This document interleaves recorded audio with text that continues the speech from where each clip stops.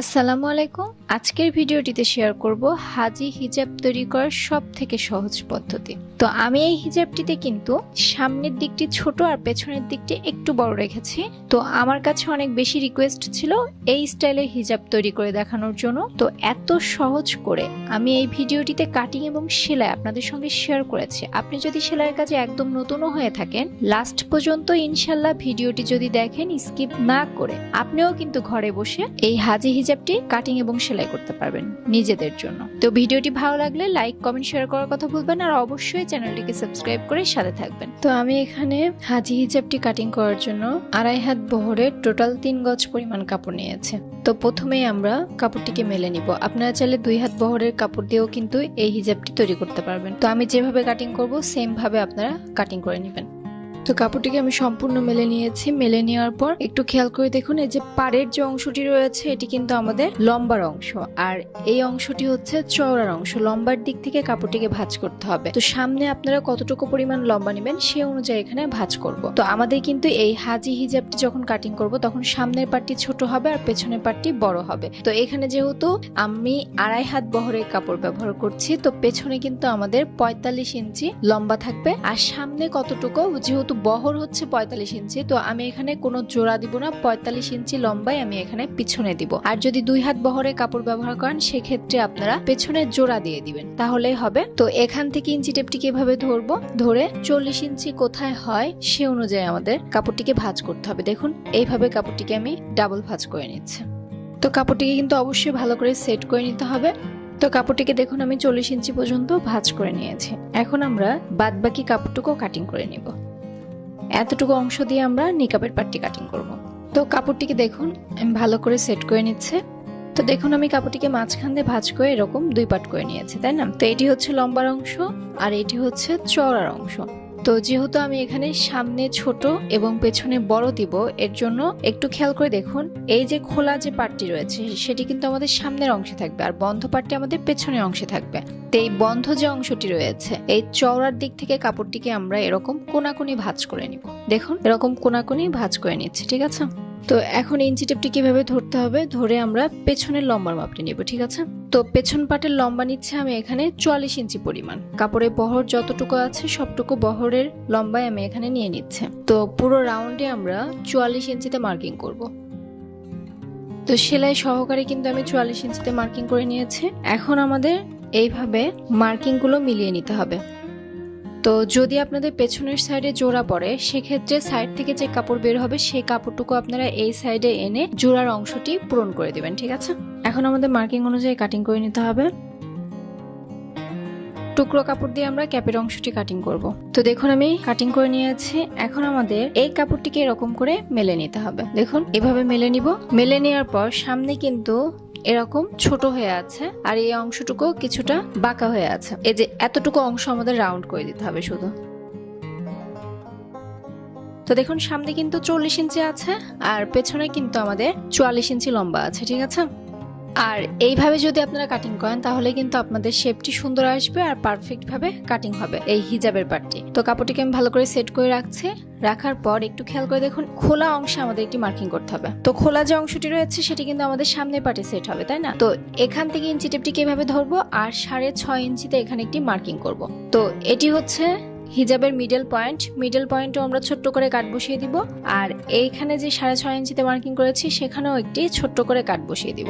একটু খেয়াল করে দেখুন 6.5 ইঞ্চি পর থেকে আমরা ইঞ্চি টেপটিকে এভাবে ধরবো, ধরে দেখবো যে কতটুকু লম্বা আছে নিচের অংশে। আমাদের লম্বা রয়েছে 34 ইঞ্চি, তার মানে হচ্ছে 34 ইঞ্চি লম্বা আমাদের নেকাপের পাটটি কাটিং করতে হবে। আশা করি বুঝতে পেরেছেন। এখন এই কাপড়টিকে আমরা সরিয়ে রাখবো। তো দেখুন নেকাপের পাটটি কাটিং করবো আর এর জন্য কাপড়টিকে মাঝখান দিয়ে ভাঁজ করে 2 পাট করে নিয়েছে। তো একটি সাইড বন্ধ থাকবে আর একটি সাইড খোলা থাকবে। তো আমি যে সাইডে আছি সেটি বন্ধ সাইড থাকবে আর অপর সাইডটি খোলা থাকবে। তো প্রথমে আমরা লম্বার মাপটি নিব। তো এখান থেকে ইঞ্চি টেপটিকে ধরে 34 ইঞ্চি যে আমাদের লম্বা ছিল হিজাবের পাটটি সে লম্বা অনুযায়ী 34 ইঞ্চিতে আমাদের এখানে মার্কিং করতে হবে। এইভাবে আমরা স্ট্রেট দাগ কাটবো। তো আমি এখানে টোটাল চওড়া নিয়েছি প্রায় 13 ইঞ্চি পরিমাণ। ডাবল ভাঁজে রয়েছে, তার মানে কাপড়টি মেলার পরে আমাদের এখানে হবে 26 ইঞ্চি পরিমাণ, ঠিক আছে? তো বাদ বাকি অংশটুকু কাটিং করে নিব। তো দেখুন আমাদের কিন্তু এই নেকআপের পার্টটিও কাটিং করা হয়ে গিয়েছে। এখানে এখন আমাদের একটি পট্টির কাপড় কাটিং করতে হবে।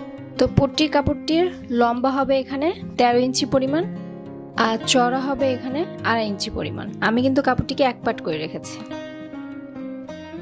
এখন মার্কিং অনুযায়ী আমাদের কাটিং করতে হবে। তো পট্টি কাপড়টিকে আমরা নেকআপের পার্টির সঙ্গে অ্যাটাচ করব। তো এখন আমাদের ক্যাপের অংশটি কাটিং করতে হবে। তো ক্যাপের অংশটি কাটিং করব। তো কাপড়টিকে আমি একবার ভাঁজ করে 2 পাট করে নিচ্ছি এরকম করে। দেন কাপড়টিকে আরো একবার ভাঁজ করে টোটাল 4 পাট করে নিচ্ছি। তো দুটি অংশ এরকম বন্ধ থাকবে। এই দুটি অংশ আমি আমার দিকে ঘুরিয়ে নিচ্ছি। ক্যাপটির লম্বা নিচ্ছে আমি এখানে 6 ইঞ্চি পরিমাণ, আর এখান থেকে নিব আমি 4 ইঞ্চি পরিমাণ, আর এখান থেকে চওড়া নিতে হবে 1 ইঞ্চি পরিমাণ। দেন আমরা এইভাবে একটি শেপ দিয়ে দিব। তো এইভাবে শেপটি দেওয়ার পর কাটিং করে নিতে হবে। তো দেখুন আমাদের ক্যাপের পার্টটি দেখতে এরকম হবে। এখন এর সঙ্গে আমাদের দুই সাইডে দুটি বেল্ট অ্যাটাচড হবে, ঠিক আছে? তো কাপড়টিকে মেলার পর দেখুন একটু খেয়াল করে এখানে চওড়া কতটুকু আছে। তো 2 ইঞ্চি চওড়া রয়েছে। তো বেল্টটির চওড়াও আমাদের 2 ইঞ্চি পরিমাণ কাটিং করতে হবে, আর লম্বা কাটিং করতে হবে প্রায় 16 ইঞ্চি পরিমাণ। তো এখান থেকে আমি ফিতার অংশ কাটিং করে নিব। তো কাপড়টিকে আমি ডাবল ভাঁজ করে নিচ্ছি। তো 2 ইঞ্চি পরিমাণ চওড়া নিয়ে আমাদের দুটি ফিতার অংশ কাটিং করে নিতে হবে দুই সাইডের জন্য, ঠিক আছে? আর লম্বা নিয়েছি দেখুন এখানে 12 ইঞ্চি পরিমাণ, অর্থাৎ এটি মেলে নেওয়ার পর হবে 24 ইঞ্চি পরিমাণ। এত লম্বার পরিমাণ আমাদের দরকার নেই, আমি 16 ইঞ্চি পরিমাণ লম্বা রাখবো, আর বাদ বাকি কাপড়টুকু কাটিং করে নিচ্ছে। তো দেখুন আমাদের কিন্তু কাটিং করা কমপ্লিট হয়ে গিয়েছে। এরকম দুটি আমাদের ফিতার কাপড় বের হয়ে যাবে। তো আমাদের দুটি ফিতা সহ ক্যাপের অংশটিও কিন্তু কাটিং করা পুরোপুরি কমপ্লিট হয়ে গিয়েছে।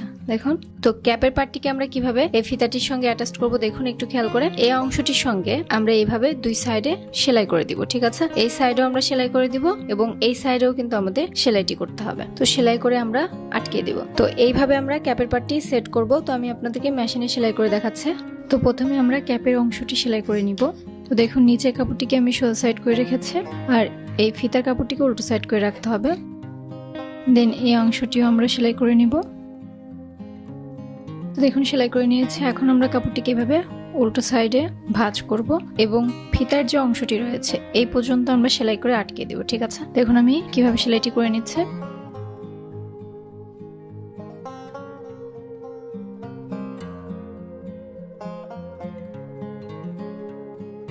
একই রকম ভাবে এই অংশটিও আমরা সেলাই করে নিব। তো দেখুন সেলাই করে নিয়েছি। এখন আমরা এভাবে কাপড়টিকে উল্টিয়ে নিব, ঠিক আছে? দেখুন আমি এরকম করে কাপড়টিকে উল্টিয়ে নিয়েছি। উল্টিয়ে সোজা সাইডে নিয়ে আসতে হবে। ঠিক একই রকম ভাবে এই অংশটিও আমাদের উল্টিয়ে নিতে হবে, ঠিক আছে? তো দেখুন আমি এখানে কাপড়টিকে ভালো করে উল্টিয়ে নিয়েছি এবং ভালো ফিনিশিং এর জন্য অবশ্যই এখানে আপনাদের আয়রন করে নিতে হবে, ঠিক আছে? তো দেখুন আমি এখানে ভালো ফিনিশিং এর জন্য আয়রন করে নিয়েছি। এখন আমরা ক্যাপের কাপড়টিকে এরকম মাঝখান দিয়ে ভাঁজ করে নিব এবং মিডল পয়েন্টে খোলা যে পার্ট রয়েছে, বন্ধ পার্টে না, খোলা যে পার্টটি রয়েছে সেই পার্টে ছোট্ট করে কাট বসিয়ে দিব। এখন হিজাবের পার্টটির সঙ্গে এটিকে অ্যাটাচ করব। হিজাবের যে পার্টটি রয়েছে তার মিডল পয়েন্ট হচ্ছে এটি। তো কাপড়টিকে মেলে নিতে হবে আর এই মিডল পয়েন্টের সঙ্গে ক্যাপটিকে রেখে আমাদের সেলাই করতে হবে। তো কাপড়টিকে কিন্তু আমি সোজা সাইড করে রেখেছি, আর ক্যাপের কাপড়টিকে আমরা এভাবে এর উপরে রাখবো এবং দুটি মিডল পয়েন্ট আমরা ভালো করে সেট করে ধরে সাইড থেকে সেলাই বসিয়ে দিব। তো আমি এখানে অর্ধেক অংশ প্রথমে সেলাই করব। তো একটি সাইড যখন সেলাই করা হয়ে যাবে দেন আমরা ঘুরিয়ে নিয়ে অপর অংশটিও সেলাই করে নিব। তো দেখুন সেলাই করে নিয়েছে। এখনই কিন্তু কোনো এর উপরে চাপ সেলাই বসাবো না। যখন কুচির কাপড়টি নেকআপের পার্টটি যখন অ্যাটাচ করব তখন আমরা একসঙ্গে চাপ সেলাইটি বসিয়ে দিব, ঠিক আছে? এখন আমরা নেকআপের পার্টটি সেলাই করব, আর এর জন্য কাপড়টিকে এরকম করে মেলে নিতে হবে। মেলে নিয়ে আমরা এখন কুচিগুলো বসিয়ে দিব। তো কিছুটা অংশ বাদ রেখে কিন্তু কুচিগুলো বসিয়ে নিতে হবে।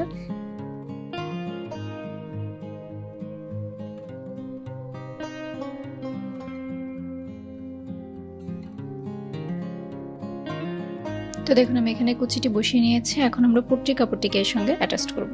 নিচের কাপড়টিকে উল্টো সাইড করে রাখবো আর উপরের কাপড়টিকে সোজা সাইড করে রাখবো। দুটি কাপড় ভালো করে সেট করে ধরে সাইড থেকে সেলাই বসিয়ে দিতে হবে।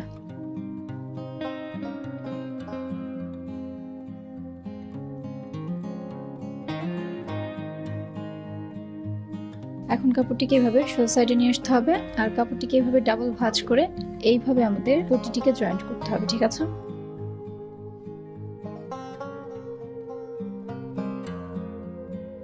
তো দেখুন আমাদের কিন্তু পট্টিটি অ্যাটাচ করা কমপ্লিট হয়ে গিয়েছে নেকআপ পার্টির সঙ্গে। এখন আমাদের হিজাবের সঙ্গে নেকআপের পার্টটি অ্যাটাচ করতে হবে। তো কিভাবে অ্যাটাচ করব দেখিয়ে দিচ্ছি। আমি কিন্তু হিজাবের কাপড়টিকে মাঝখান দিয়ে এভাবে ভাঁজ করে রেখেছি, ঠিক আছে। তো ক্যাপের অংশটি যেখান থেকে শেষ হয়েছে তারপর থেকে কিন্তু আমাদের নেকআপের অংশটিকে এভাবে ধরতে হবে, ঠিক আছে। আমি কিন্তু হিজাবের কাপড়টিকে সোজা সাইড করে রেখেছি, তাহলে আমাদের নেকআপের কাপড়টিকে উল্টো সাইড করে রাখতে হবে। এইভাবে উল্টো সাইড করে রেখে যেখানে আমাদের ক্যাপটি অ্যাটাচ করা শেষ হয়েছে তারপর থেকে আমাদের নেকআপের পার্টটিকে এভাবে ধরে দেন আমরা যে কোনো এক সাইড, যে সাইডে আপনার টিপ বোতাম অ্যাটাচ করবেন সেই সাইডে আপনাদের এখানে 1.5 ইঞ্চিতে একটি মার্কিং করতে হবে, অর্থাৎ 1.5 ইঞ্চি পর থেকে আমাদের সেলাইটি করা স্টার্ট করতে হবে। তো আমি এখানে 1.5 ইঞ্চিতে মার্কিং করে দিচ্ছি। 1.5 ইঞ্চি পর থেকে আমাদের সেলাইটি করা স্টার্ট করতে হবে, ঠিক আছে। তো একটু খেয়াল করে দেখুন, যেখানে আমাদের ক্যাপের অংশটি শেষ হয়েছে তারপর থেকে কিন্তু আমি নেকআপের পার্টটিকে ধরেছি এবং এরপর থেকে এখন আমরা সেলাইটি করে দিব 1.5 ইঞ্চির পর থেকে। তো কাপড়টিকে আমি এক পার্ট করে নিব, এক পার্ট করে নিয়ে এখন আমরা দুটি কাপড় ভালো করে সেট করে ধরে দেন সাইড থেকে সেলাই করে দিব।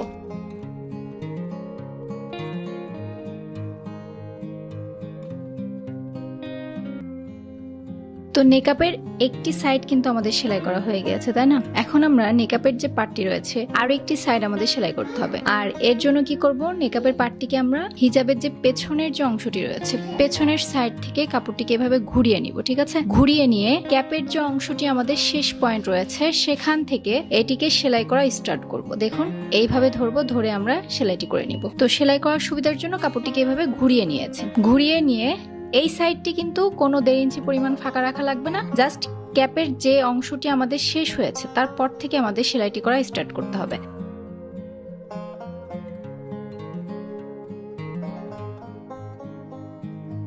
তো একটু খেয়াল করে দেখুন, নেকআপের সঙ্গে কিন্তু হিজাবের পার্টটি অ্যাটাচ করা পুরোপুরি কমপ্লিট হয়ে গিয়েছে, তাই না। এখন আমাদের এই যে অংশটি রয়েছে, যতটুকু অংশে আমরা টিপ বোতাম অ্যাটাচ করব এই অংশটুকু এখন আমাদের সেলাই করতে হবে। তো কি করব, আগে আমরা চাপ সেলাই আগে বসিয়ে নিব, ঠিক আছে। তো কাপড়টিকে এইভাবে উল্টো সাইড করে রাখবো, উল্টো সাইড করে রেখে এখন আমাদের চাপ সেলাইটি বসিয়ে নিতে হবে। তো এইভাবে জয়েন্টের যে অংশটি রয়েছে এটি আমরা হাতের ডান সাইডে রাখবো, রেখে আমরা এর উপরে চাপ সেলাইটি বসিয়ে নিব। তো এই সাইড থেকে চাপ সেলাইটি বসানো শুরু করে একদম শেষ মাথা পর্যন্ত আমাদের চাপ সেলাইটি বসিয়ে নিতে হবে।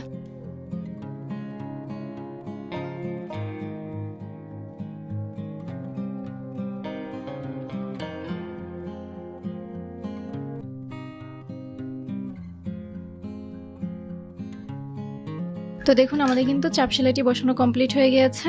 টিপ বোতামের যে অংশটুকু ফাঁকা রেখেছিলাম সেই অংশটুকু সেলাই করব। তো কাপড়টিকে এভাবে উল্টো সাইড করে নিচ্ছে, উল্টো সাইড করে নিয়ে যে অংশটুকু ফাঁকা রেখেছি এই অংশটুকু এভাবে ডাবল ভাঁজ করে এখানে আমরা সেলাই বসিয়ে দিব। তো কাপড়টিকে আমরা এখন উল্টো সাইডে রাখবো, উল্টো সাইডে রেখে দুইবার কাপড়টিকে এভাবে চিকন করে ভাঁজ করব, চিকন করে ভাঁজ করে পুরো রাউন্ড সেলাই করে নিব।